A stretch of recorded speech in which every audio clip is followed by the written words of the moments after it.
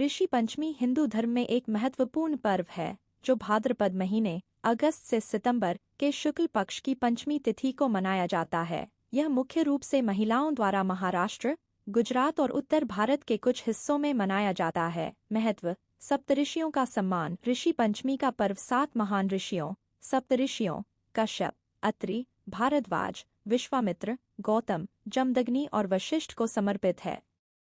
इस दिन महिलाएं अनजाने में किए गए पापों की क्षमा मांगती हैं और अपने परिवार की सुख समृद्धि के लिए आशीर्वाद प्राप्त करती हैं। शुद्धिकरण का पर्व। पारंपरिक रूप से इस दिन को शुद्धिकरण के रूप में मनाया जाता है, जहां महिलाएं विशेष अनुष्ठान करके स्वयं को किसी भी अशुद्ध कर्मों से मुक्त करती हैं, विशेषकर मासिक धर्म के दौरान किए गए कार्यों से। यह पर्व धार्मिक आचरण और शुद्धता के महत्व को दर्शाता है। अनुष्ठान और मान्यताएं।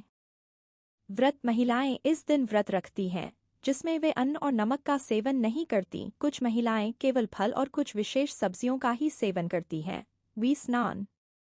इस दिन महिलाएं विशेष औषधीय पौधों जैसे धतूरा की पत्तियों से स्नान करती हैं, जिसे शुद्धिकरण का प्रतीक माना जाता है।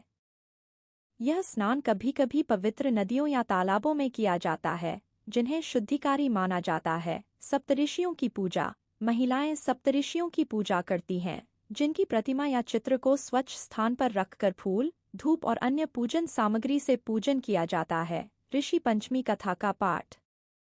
इस दिन ऋषि पंचमी से जुड़ी कथा का पाठ या श्रवण किया जाता है। इस कथा में इस पर्व का महत्व और सही ढंग से अनुष्ठान करने के लाभों का वर्णन होता है। प्रकृति के प्रति सम्मान। कुछ क्षेत्रों में इस दिन प्रकृति के प्रति सम्मान व्यक्त करने के लिए विशेष अनुष्ठान किए जाते हैं, जो पर्यावरण के साथ सामंजस्यपूर्ण जीवन जीने के महत्व को दर्शाते हैं। आधुनिक संदर्भ।